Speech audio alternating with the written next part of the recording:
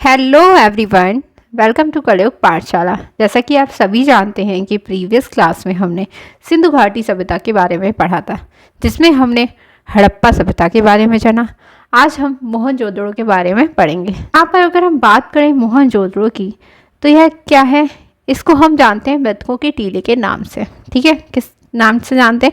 मृतकों का टीले के नाम से जाना जाता है। तो आपसे यहाँ पर क्वेश्चन भी पूछा जाता है कि मृतकों का टीला किसे कहा जाता है, तो मोहनजोदड़ो को हम क्या कहते हैं? मृतकों का टीला कहते हैं। ठीक है, तो यहाँ से आपको क्वेश्चन पूछा हुआ है। ठीक है, कई बार। चलिए देख लेते हैं इसके बारे में अच्छे से। तो मोहनजोदड़ो क्या है? यह एक सिंधी भाषा का शब्द है। ठीक है, किस भाषा का शब्द है? सिंधी भाषा का शब्द है, और जिसका मतलब क्या होता है? मृतकों का टीला। क्या होता है? मृतकों का टीला, या ऐसे सिंध का बाग भी कहा जाता है।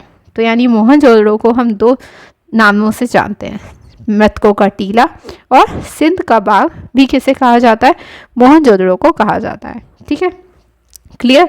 तो ये मोहनजोदड़ो किस भाषा का शब्द है? यह एक सिंधी भाषा का शब्द है। किसका? सिंधी भाषा का शब्द है, जिसका आशय क्या होता है? मृतकों का टीला होता है, और इसे सिंध के बाग के नाम से भी जाना जाता है। ठीक है, तो यहाँ से सबसे पहले मोस्ट इंपॉर्टेंट क्वेश्चन बन जाता है, मृतकों का टीला किसे कहा जाता है। ठीक है, चलिए नेक्स्ट है, यह स्थान कहाँ पर है? अब हम इसकी लोकेशन देखेंगे। तो जो यह स्थान है, ये पाकिस्तान के सिंध प्रांत में। कहाँ पर? पाकिस्तान का जो सिंध प्रांत है, उसमें लरकाना ज़िले में स्थित है। ठीक है, तो पाकिस्तान के सिंध प्रांत में, और किस ज़िले में?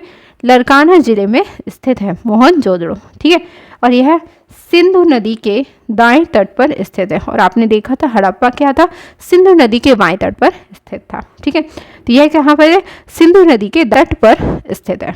ठीक है, तो इसकी लोकेशन आपको क्लियर हो गई। पाकिस्तान के सिंध प्रांत में है। किस जिले में है? तो लरकाना जिले में है, और सिंधु नदी के दाएं तट पर स्थित है। ठीक है, इस स्थल की जो खोज है, वह एक साल बाद यानी 1921 में हड़प्पा की खोज होती है, और 1922 में कौन करता है? राखालदास बनर्जी ने। किसके नेतृत्व में? जॉन मार्शल के नेतृत्व में मोहनजोदड़ो की खोज की थी। ठीक है, तो आपने देखा कि जो जॉन मार्शल थे, ये क्या थे? भारतीय पुरातत्व एवं सर्वेक्षण विभाग के क्या थे? महानिदेशक थे। और इनका कार्यकाल आपने कल देखा था, मैंने आपको बताया था कि 1902 से लेकर 1928 तक रहा है। और इसी बीच क्या होता है? 1921 में खोज हो जाती है किसकी? हड़प्पा की। किसकी? हड़प्पा की खोज होती है 1921 में। और 1922 में खोज किसकी होती है? मोहनजोदड़ो की। ठीक है, मोहनजोदड़ो की। तो दोनों के जो नेतृत्व किसने किया था? तो दोनों में नेतृत्व जॉन मार्शल ने किया था। किसने? जॉन मार्शल ने किया था। अब आपने देखा हड़प्पा की खोज किसने की थी? तो यह दयाराम साहनी ने। किसने की है? दयाराम साहनी ने की थी। किसने? दयाराम साहनी ने हड़प्पा की खोज की थी। और मोहनजोदड़ो की खोज किसने की है? राखालदास बनर्जी ने। ठीक है, राखालदास बनर्जी ने। तो आपको ये चीज़ें अच्छे से लर्न करनी है, ये किसने की थी, कब की थी, और आपको जगह की लोकेशन अच्छे से पता होनी चाहिए। ठीक है, यहाँ से क्वेश्चंस बनते हैं। चलिए नेक्स्ट, अब आगे देखेंगे। सर क्या है? दो टीलों पर बना हुआ है। इससे पहले आपने पढ़ा हड़प्पा, तो आप जब कंपेयर करके पढ़ेंगे तो आप चीज़ें ईजिली समझ पाएंगे। ठीक है, तो यह नगर भी क्या है? दो टीलों पर बना हुआ है। ठीक है, हड़प्पा टीला दो टीलों पर वो भी बना हुआ था, पूर्वी टीला, पश्चिमी टीला। ठीक है, तो यहाँ पर भी सेम वही है। पूर्व में निचले नगर की योजना मिली है, सेम उसी की तरह। ठीक है, हड़प्पा में भी क्या है था? पूर्वी टीला नीचा था, जिसे हम नगर टीला भी कहते थे, और सामान्य लोगों का निवास भी कहते थे। ठीक है, तो इसी तरह से यहाँ पर भी क्या हुआ है? पूर्वी टीला मिला है और पश्चिमी टीला मिला है। पूर्वी टीले में क्या होता है? निचले नगर की योजना में मिली है, जबकि पश्चिमी टीला कैसा था? दुर्गीकृत था। ठीक है, इस टीले से हमें विशिष्ट बनावट के प्रमाण प्राप्त होते हैं। यहाँ से अनेक सार्वजनिक इमारतों के प्रमाण प्राप्त होते हैं। इस नगर की विशालता एवं विकसित स्वरूप को देखते हुए इसे राजधानी नगर कहा जाता है। मोस्ट इम्पॉर्टेंट पॉइंट, यहाँ पर आपसे पूछा जाता है कि राजधानी नगर किसको कहा जाता है? तो राजधानी नगर मोहनजोदड़ो को कहा जाता है। ठीक है, किसको? मोहनजोदड़ो को सबसे पहले। और दूसरा चीज़ क्या है यहाँ पर बताई गई है कि यह जो मोहनजोदड़ो है, यह भी दो टीलों में बना हुआ है, पूर्वी टीला और पश्चिमी टीला। पूर्वी टीले से निचले नगर की योजना प्राप्त होती, और पश्चिमी टीला जो था वह कैसा था? दुर्गीकृत था, ठीक है, यानी दुर्गीकृत था। और यहाँ पर जो थे, यहाँ पर सार्वजनिक इमारतों के हमें प्रमाण मिले हैं, यानी यहाँ की जो अच्छी अच्छी चीज़ें हमें जो मोहनजोदड़ो से मिली है, जैसे अन्नागार, स्नानागार मिला है, और ये सब चीज़ें जहाँ से मिली हैं वह सब क्या थी, जो सार्वजनिक ये इमारतें मानी जाती हैं, और ये किस में थी, पश्चिमी टीले के अंतर्गत आती थी, ठीक है। चलिए, मोहनजोदड़ो के पश्चिमी टीले को स्तूप टीला कहा जाता था, ठीक है, क्या कहा जाता था, पश्चिमी टीले को स्तूप टीला कहा जाता था। और वहाँ पर क्या कहते थे, पश्चिमी टीले को कहते थे दुर्ग टीला। तो यहाँ पर मोहनजोदड़ो में पश्चिमी टीले को कहा जाता है स्तूप टीला, ठीक है, याद रखेंगे आप। जलाशय के पूर्व में ही एक कुषाणकालीन स्तूप है, इसीलिए इस टीले को स्तूप टीले के नाम से जानते हैं।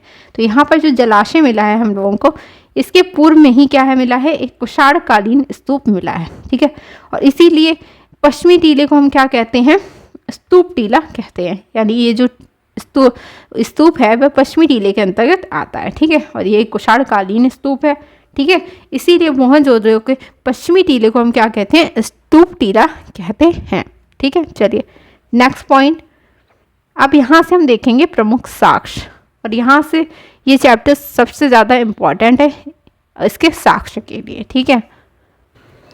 तो मोहनजोदड़ो से हमें एक पुरोहित आवास मिला है, क्या मिला है, पुरोहित आवास, ठीक है, और ये कहाँ पर स्थित है पुरोहित आवास, तो ये जो यहाँ से स्नानागार मिला है मोहनजोदड़ो से, उसके उत्तर में स्थित है, यानी पुरोहित आवास स्नानागार के उत्तर में स्थित है। यहाँ पर ज़्यादातर जो चीज़ें हैं वो हम किससे देखेंगे, स्नानागार के आसपास देखेंगे, ठीक है, स्नानागार के, तो स्नानागार के उत्तर में क्या हो गया आपका, पुरोहित आवास हो गया, ठीक है, उत्तर में पुरोहित आवास, ठीक है, पुरोहित आवास। तो यहाँ से ये तो क्लियर हो गया कि यहाँ पर पुरोहित का आवास था।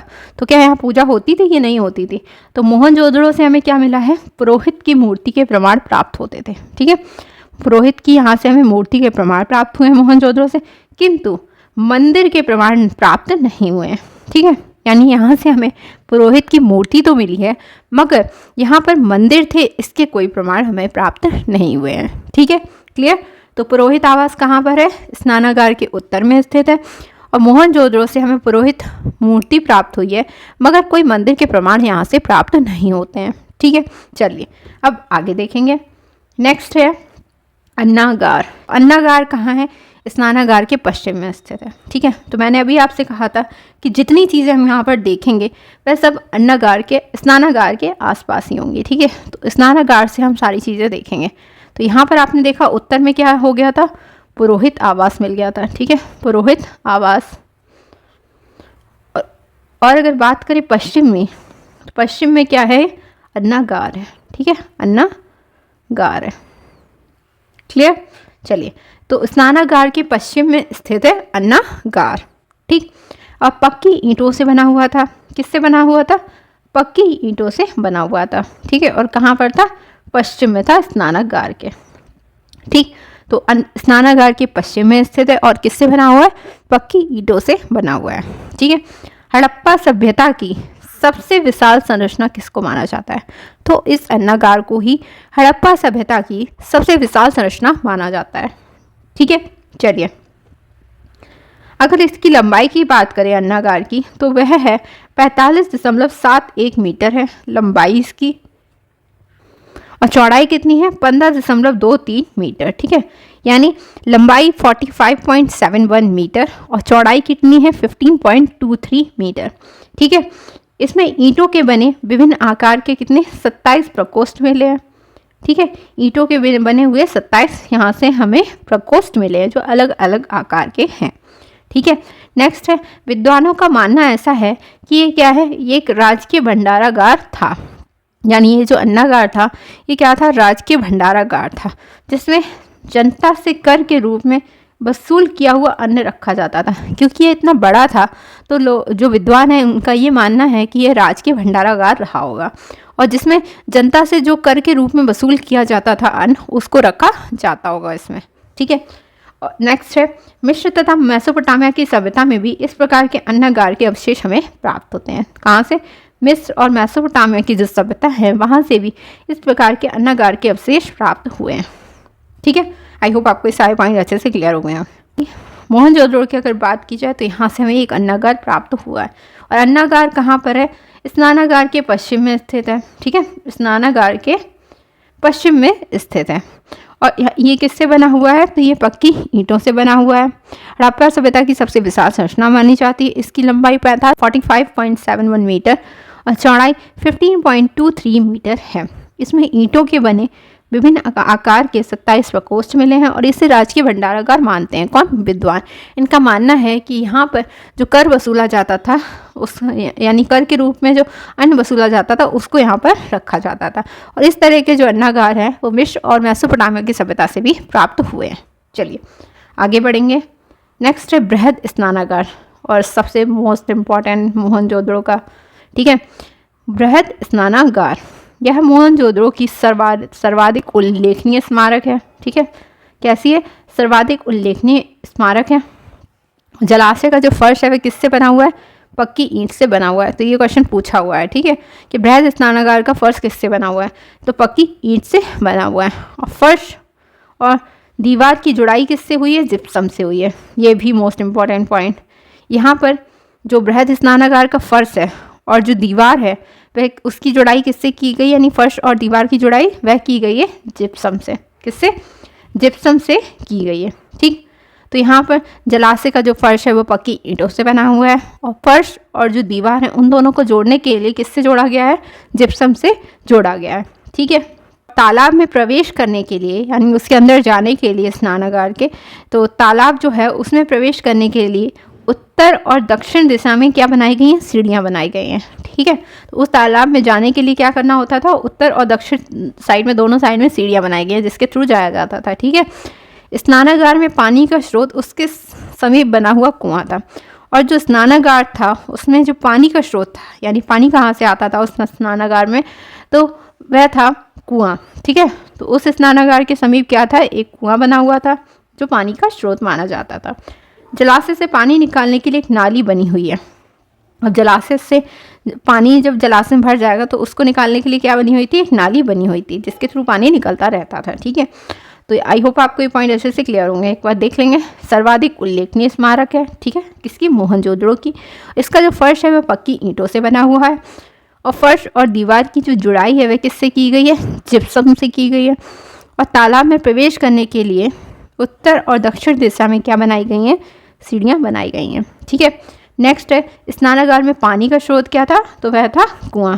ठीक है, और जलाशय से पानी कैसे निकलता था? तो एक नाली बनी हुई थी, उसके थ्रू ये पानी बाहर जाता था। ठीक है, चलिए आगे देखेंगे।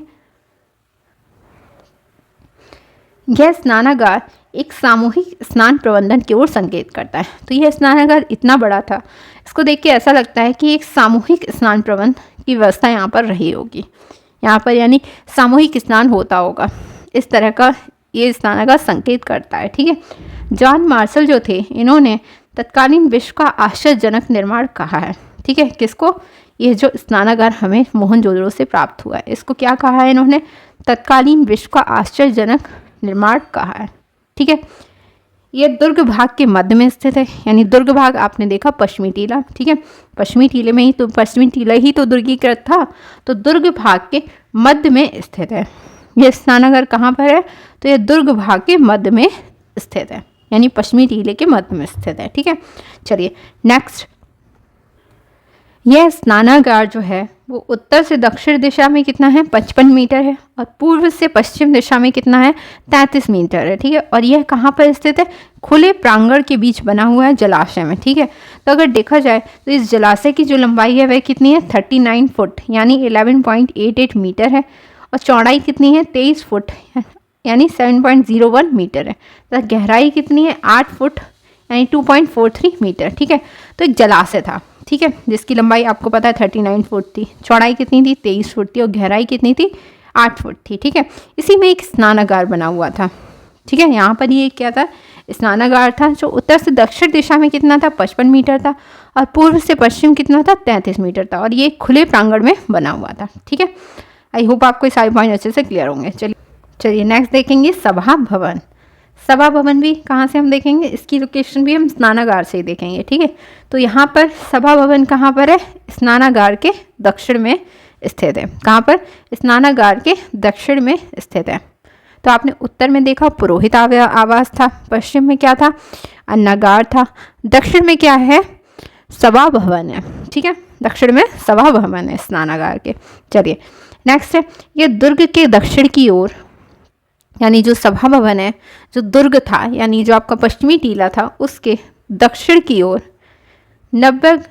90 फुट के आकार का एक वर्गाकार भवन मिलता है, जिसे हम क्या कहते हैं, सभा भवन कहते हैं। ठीक है, तो दुर्ग के दक्षिण की ओर कितने आकार का, 90 फुट के आकार का क्या मिलता है, एक वर्गाकार भवन हमें मिलता है, और जिसे हम किस नाम से जानते हैं, सभा भवन के नाम से जानते हैं। ठीक है, इसमें ईंटों के 20 चौकोर स्तंभों के अवशेष मिले हैं। ठीक है, तो यहाँ से हमें ईंटों के 20 चौकोर स्तंभ हैं, उसके अवशेष हमें यहाँ से मिले हैं सभा भवन से। ठीक है, जिसका क्षेत्रफल कितना है, 750 वर्ग मीटर है, यानी सभा भवन का जो क्षेत्रफल है वह कितना है, 750 वर्ग मीटर है। ठीक है, कितना, 750 वर्ग मीटर है। तो इतना क्लियर हो गया आपको। ये कहाँ पर है, स्नानागार के दक्षिण में स्थित है, और दुर्ग के दक्षिण की ओर 90 फुट के आकार का क्या है, एक वर्गाकार भवन है, और जिसे हम सभा भवन के नाम से जानते हैं। और यहाँ पर ईंटों के 20 चौकोर स्तंभ मिले हैं, उसके अवशेष हमें वहाँ से प्राप्त होते हैं। ठीक है, जिसका क्षेत्रफल कितना था, 750 वर्ग मीटर था सभा भवन का। चलिए आगे देखेंगे। भवन के भीतर बैठने के निमित्त चौकियां बनाई गई हैं। तो हमें ये कैसे पता चलता है कि एक सभा भवन है, तो ये जो भवन है यानी सभा भवन है, इसके अंदर क्या है, बैठने की निमित्त चौकियां बनाई गई, यानी बैठने के लिए उसके अंदर क्या है, चौकियां हैं। तो उससे हमें पता चलता है कि ये क्या है, एक सभा भवन रहा होगा। इस भवन का उपयोग किस लिए किया जाता था, तो सार्वजनिक सभाओं के लिए किया जाता है। ठीक है, यानी ये जो सभा भवन था इसका उपयोग क्यों किया जाता था, तो सार्वजनिक जो सभाएं होती हैं उसके लिए इस भवन का उपयोग किया जाता रहा होगा। ठीक है, चलिए अब देखते हैं विद्वानों में क्या मतभेद है। ठीक है, तो उपयोगिता के आधार पर विद्वानों में मतभेद देखेंगे। कोई कहता है बाजार लगने का स्थान था, कोई कहता था धर्म चर्चा का स्थान है ये सभा भवन, कोई कहता है बौद्ध मंदिर था, तो कोई कहता है सभा भवन है। ठीक है, तो इसको अलग अलग जो विद्वान है उन्होंने अलग अलग इसको बताया है। ठीक है, थे इन्होंने कहा कि बाजार लगाने का स्थान है। इनका ये मानना था कि जो हम जिसे जानते हैं सभा भवन को, इनका ये मानना है कि ये बाजार लगाने का स्थान रहा होगा। ठीक है, किसने कहा, अर्नेस्ट मैके ने।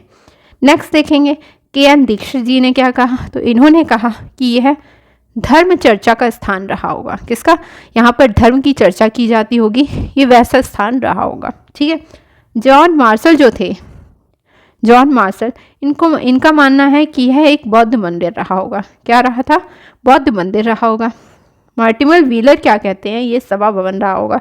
तो अगर देखा जाए इन सभी विद्वानों में तो किसका मत माना गया है, मार्टिमर व्हीलर का माना गया है। ठीक है, तो इनका मानना था कि यह क्या है, एक सभा भवन है। तो आपको याद रखना है कि सभा भवन किसने कहा था, तो मार्टिमर व्हीलर ने कहा था। ठीक है, चलिए आगे देखेंगे। अब देखेंगे पशुपति शिव की मोहर, और ये मोस्ट इम्पॉर्टेंट, मतलब मैंने आपसे कहा ना कि मोहनजोदड़ो से हमें जो जो चीज़ें मिली हैं ना वो सारी इतनी इम्पॉर्टेंट हैं, आपको सब बहुत अच्छे से तैयार करनी है। मतलब पशुपति शिव की मोहर ये आपको बहुत अच्छे से तैयार करनी है। ठीक है, पशुपति शिव की मोहर को आप देखेंगे तो मोहनजोदड़ो से प्राप्त एक मोहर मिली है हमें। ठीक है, सबसे पहली बात यहाँ से हमें एक मोहर प्राप्त होती है, किसकी, पशुपति शिव की। ठीक है, यहाँ पर पशुपति जो शिव है इनको किस पर दिखाया गया, चौकी पर पद्मासन मुद्रा में बैठे 3 मुखी पुरुष देवता की आकृति अंकित है। यानी चौकी पर किस मुद्रा में बैठे, पद्मासन मुद्रा में बैठे हुए हैं, और 3 मुखी पुरुष देवता की आकृति अंकित है। यानी जो ये देवता बनाए गए हैं इनकी 3 मुखी आकृति यहाँ पर चौकी पर पद्मासन मुद्रा में बैठी दिखाई गई है। ठीक है, क्लियर, यानी 3 मुख होंगे इनके। ठीक है, 3 मुखी, जिसके दाहिने तरफ क्या है, बाघ और हाथी हैं। यानी जो ये मुद्रा है इसके दाहिने तरफ क्या है, बाघ और हाथी हैं, बाएं तरफ गैंडा और भैंसा तथा पैर के नीचे 2 हिरण, जिसमें एक सुरक्षित है और दूसरा क्या है, खंडित अवस्था में अंकित है। इसे पशुपति देवता कहा जाता है। ठीक है, तो यहाँ पर आपको क्लियर हो गया होगा कि ये क्या है, ये चौकी पर बैठे हुए हैं पशुपति शिव। ठीक है, और इनका क्या है, ये किस एक चौकी पर बैठे हुए हैं और किस मुद्रा में है, पद्मासन की मुद्रा में बैठे हुए हैं। ठीक है, और ये कैसे हैं, 3 मुखी, यानी इनके 3 मुख होंगे। ठीक है, ये 3 मुखी पुरुष देवता हैं। ठीक है, और जिनके दाहिने तरफ क्या बना हुआ है, बाघ और हाथी बने हुए हैं। ठीक है, आपको ये चीज़ें याद रखनी है, क्योंकि यहाँ पूछा जाता है, आपको जानवर दे दिया जाएगा और इनमें से कहा जाएगा कि कौन सा जानवर है और कौन सा नहीं है, तो आपको ये बताना होता है इसमें। तो इनके दाहिने तरफ क्या है, बाघ और हाथी है। बाएं तरफ क्या है, बाएं तरफ है गैंडा। क्या है, गैंडा और भैंसा। बाएं तरफ क्या है, गैंडा और भैंसा। ठीक है, तो ये चीज़ें आपको लर्न करनी है। और पैर के नीचे क्या है, 2 हिरन दिखाए गए हैं। कितने, 2 हिरन दिखाए गए हैं पैर के नीचे, और जिसमें से एक सुरक्षित है और दूसरा खंडित अवस्था में अंकित है। इसे क्या कहते हैं, पशुपति देवता कहते हैं। ठीक है, क्लियर। नेक्स्ट पॉइंट है, जॉन मार्शल के अनुसार यह प्राक शिव का स्वरूप है। यानी जॉन मार्शल जो है, इनका मानना है कि ये पशुपति शिव जो है वो प्राक शिव का स्वरूप है। ठीक है, चलिए आगे बढ़ते हैं। योगी की मूर्ति। योगी की मूर्ति की अगर बात करी जाए तो ये भी मोस्ट इम्पॉर्टेंट है। तो ये किसकी बनी हुई है, ये सेल खड़ी की बनी हुई है। किसकी, सेल खड़ी की बनी हुई योगी की मूर्ति है, जो कितनी, 25 सेंटीमीटर ऊंची है।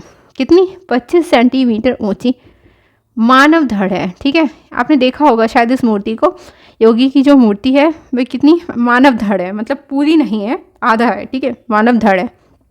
ठीक है, और ये कितनी ऊंची है, तो 25 सेंटीमीटर ऊंची है। और किससे बनी है, सेल खड़ी की बनी हुई है मूर्ति है। ठीक है, मूर्ति में दाहिने कंधे के नीचे, यानी दाहिना कंधे के नीचे से बाएं कंधे के ऊपर त्रिपत्तिया अलंकार सॉल ओढ़े हुए दिखाया गया है। ठीक है, यानी दाहिना कंधा, यानी जो राइट का कंधा है, उससे लेकर लेफ्ट का जो कंधा है उसके ऊपर क्या है, ये सॉल ओढ़े हुए हैं। ठीक है, और वो किस तरह की, त्रिपत्तिया अलंकार उस सॉल पे बना हुआ है। ठीक है, साथ ही मूर्ति में क्या दिखाया गया है, वर्गाकार दाढ़ी दिखाई गई है। कैसी दाढ़ी है, दाढ़ी कैसी है, वर्गाकार है, वर्गाकार दाढ़ी दिखाई गई है। और बाल को कंधे से पीछे कर कर हेयर बैंड लगाए हुए दिखाया गया है। और बाल को कैसा दिखाया गया है, कंधे से पीछे करके हेयर बैंड लगाए हुए दिखाया गया है। और यह मूर्ति कैसी है, कलात्मक केश विन्यास से युक्त है, और योगी की मूछें नहीं है। ठीक है, तो आपको याद रखना है क्या, कि ये जो योगी हैं, इनकी जो मूर्ति है, ये इसमें वर्गाकार दाढ़ी दिखाई गई है, और बाल जो है उसको कंधे से पीछे करके हेयर बैंड भी लगाया गया है। ठीक है, और यह मूर्ति कैसी, कलात्मक केश विन्यास से युक्त है, और योगी की मूछें नहीं है। ठीक है, तो सेल खड़ी की बनी हुई है, 25 सेंटीमीटर ऊंची है, 25 सेंटीमीटर ऊंचा मानव धड़ है। ठीक है, और दाहिने कंधे के नीचे से बाएं कंधे के ऊपर त्रिपत्तिया अलंकार सॉल ओढ़े हुए दिखाया गया है। और दाढ़ी जो है वह कैसी है, वर्गाकार दाढ़ी है, और बाल को कंघे से पीछे कर हेयर बैंड लगाए हुए दिखाया गया है। और यह जो मूर्ति है वह कलात्मक केश विन्यास से युक्त है, और इसमें योगी की मूछें नहीं है। ठीक है, आई होप आपको ये क्लियर होगा। चलिए बढ़ते हैं आगे। नेक्स्ट है नर्तकी की मूर्ति। तो यह क्या है, एक प्रथम कांस्य प्रतिमा है। कैसी, कांसे की बनी हुई प्रतिमा है। ठीक है, यानी आपने देखा कि सिंधु घाटी सभ्यता में ही हमें किसका, तांबे और टिन को मिलाकर क्या बनाया गया था, कांसा बनाया गया था। इसी कारण हम सिंधु घाटी सभ्यता को कांस्य काल के नाम से भी जानते हैं। और इसी में हमें जो है प्रथम कांस्य प्रतिमा जो प्राप्त होती है वह नर्तकी की मूर्ति है। ठीक है, तो यहाँ से हमें ये प्रथम कांस्य प्रतिमा जो प्राप्त होती है वह क्या है, एक नर्तकी की मूर्ति है, एक प्रथम कांस्य प्रतिमा है। ठीक है, चलिए नेक्स्ट है, अगर इसकी ऊंचाई की बात करी जाए मूर्ति की, तो कितनी है, 10.5 सेंटीमीटर। कितनी है, 10.5 सेंटीमीटर है। और यह मूर्ति 1926 में अर्नेस्ट मैके को प्राप्त हुई थी। किसको, अर्नेस्ट मैके को। कब, 1926 में। ठीक है, तो यह मूर्ति किससे कब प्राप्त हुई, 1926 में। किसने, अर्नेस्ट मैके को प्राप्त होती है। ठीक है, यह मूर्ति किस तकनीक से बनाई गई है, तो ये पॉइंट इंपॉर्टेंट हो जाता है कि यहाँ से पूछा जाता है कि नर्तकी की जो मूर्ति है वह किस तकनीक से बनाई गई है। तो यह बनाई गई है लॉस्ट मोम तकनीक से बनाई गई है। लॉस्ट मोम तकनीक से बनाई गई है। नर्तकी का जो दायां हाथ है वो कहाँ पर है, कमर पर है, जबकि बायां हाथ पैरों पर टिका है। ठीक है, यानी नर्तकी जो है, यानी वो क्या नर्तकी है, तो क्या होगा, उसका दायां हाथ कमर पर है और बायां हाथ जो है वो पैरों पर टिका हुआ है, और जो हाथ है वो चूड़ियों से भरा हुआ है। ठीक है, और इस मूर्ति को हम किस नाम से भी जानते हैं, डांसिंग गर्ल के नाम से भी जानते हैं। किसके नाम से, नर्तकी की मूर्ति को हम डांसिंग गर्ल के नाम से भी जानते हैं। ठीक है, डांसिंग गर्ल के नाम से। यह मूर्ति कहाँ पर संग्रहित है? तो ये राष्ट्रीय संग्रहालय नई दिल्ली में सुरक्षित है और मानव निर्मित प्रथम धातु मूर्ति भी मानी जाती है। ठीक है, तो यहाँ पर सारे ही पॉइंट इंपॉर्टेंट मैंने रखे हैं जो बनते हैं नर्तकी की मूर्ति से। ठीक है, तो आपको ये सारे अच्छे से लर्न करने हैं। तो सबसे पहली क्या हो गई कि ये प्रथम कांस्य प्रतिमा है। ठीक है, इस मूर्ति की ऊंचाई कितनी है? तो वह है 10.5 सेंटीमीटर। कब मिली थी? तो 1926 में अर्नेस्ट मैकल को प्राप्त हुई थी। किस तकनीक से बनाई गई है? तो लॉस्ट फोम तकनीक से बनाई गई है। नर्तकी का दायां हाथ किस पर है? कमर पर है और बायां पैरों पर टिका हुआ है और जो हाथ दिख रहा है वह किससे? चूड़ियों से भरा हुआ है। ठीक है, और इसे क्या कहते हैं? इसको डांसिंग गर्ल भी कहा जाता है और यह मूर्ति जो है राष्ट्रीय संग्रहालय नई दिल्ली में सुरक्षित है। ठीक है, और यह मानव निर्मित प्रथम धातु मूर्ति भी मानी जाती है। ठीक है, चलिए आगे बढ़ते हैं। नेक्स्ट है मातृ देवी की मूर्ति। ठीक है, मातृ देवी की मूर्ति, तो यहाँ से मोहनजोदड़ो से हमें पक्की मिट्टी से मातृ देवी की मूर्ति प्राप्त हुई है। इससे पहले जो हमने नर्तकी की मूर्ति पढ़ी वह किससे बनी हुई थी? कांसे की बनी हुई थी। और यह किससे बनी हुई है?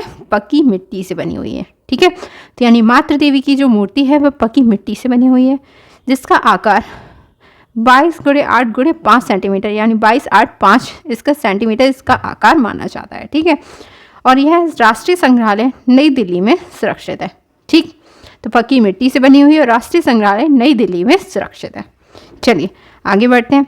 अब बात करते हैं यहाँ की सड़क के बारे में। तो मोहनजोदड़ो की जो मुख्य सड़क है, यानी यहाँ की जो मुख्य सड़क है वह कितनी? 33 फीट चौड़ी थी। ठीक है, यानी जो यहाँ की मेन सड़क है वो कितनी? 33 फीट चौड़ी थी और जिसे पुराविदों ने, यानी पुराविद जो थे इन्होंने क्या कहा था? राजपंथ कहा था। क्या कहा था? इस सड़क को राजपंथ कहा था। ठीक है, राजपथ कहा था। ठीक है, राजपथ कहा था। ठीक है, क्या कहा था? राजपथ। अन्य सड़कों की चौड़ाई कितनी थी? तो मुख्य सड़क तो 33 फीट चौड़ी हो गई, मगर जो अन्य सड़कें थी वह कितनी थी? तो उनकी चौड़ाई 9 फीट से लेकर 12 फीट होती थी।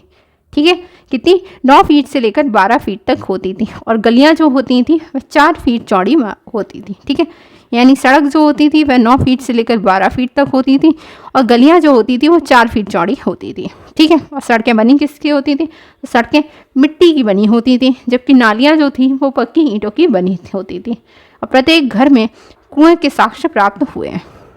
ठीक है, और नालियाँ जो होती थी यहाँ की पक्की ईंटों की बनी होती थी और जो यहाँ पर हर एक घर में ना हमें कुएं के साक्ष्य प्राप्त होते हैं। ठीक है, क्लियर? चलिए आगे बढ़ते हैं।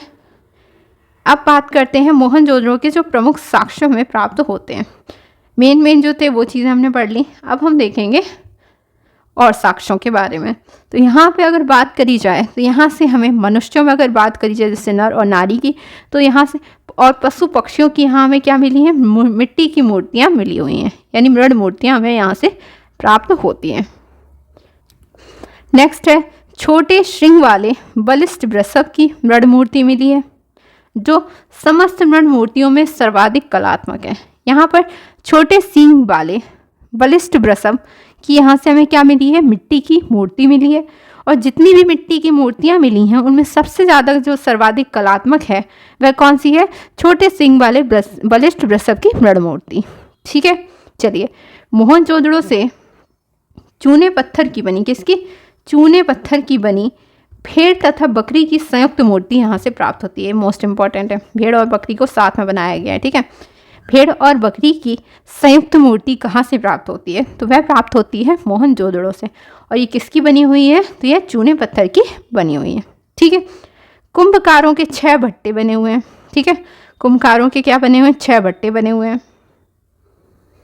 चलिए आगे बढ़ते हैं।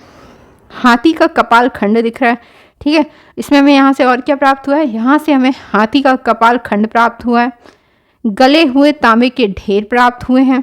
ठीक है, हाथी का कपाल खंड, ठीक है, और गला हुआ जो तांबा होता है उसका ढेर हमें यहाँ से प्राप्त होता है। ठीक है, सीपी की बनी हुई पटरी प्राप्त हुई है। गीली मिट्टी पर कपड़े के साक्ष्य हैं, यानी यहाँ पर जो गीली मिट्टी है उस पर कपड़े के साक्ष्य प्राप्त होते हैं, यानी कहा जा सकता है कि यहाँ से हमें कपड़े के साक्ष्य प्राप्त हुए हैं। ठीक है, चूहा मारने वाली चूहेदानी यहाँ से प्राप्त हुई है। किसकी? चूहा मारने वाली चूहेदानी। और मिठाई बनाने का सांचा यहाँ से हमें प्राप्त होता है। नेक्स्ट है एक मुहर पर किसका अंकन किया गया? नाव का अंकन किया गया। एक मुहर पर नाव का अंकन, ठीक, और एक मुहर जो है वो वृक्ष के तने से निकलते हुए, यानी वृक्ष का जो तना होता है उससे निकलते हुए दो एक श्रृंगी पशुओं को दिखाया गया है। ठीक है, वृक्ष के तने से क्या दिखाया गया है?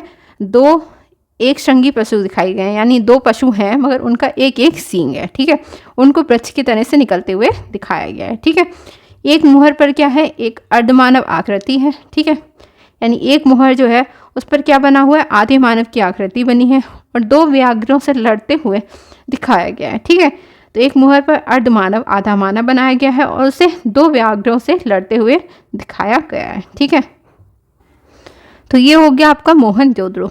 आई होप आपको अच्छे से समझ आ गया होगा और एक एक पॉइंट अच्छे से क्लियर हो गया होगा। अगर आपको वीडियो अच्छी लगी है तो वीडियो को लाइक करें, शेयर करें और चैनल को सब्सक्राइब करें। मिलते हैं नेक्स्ट वीडियो में, तब तक के लिए थैंक यू।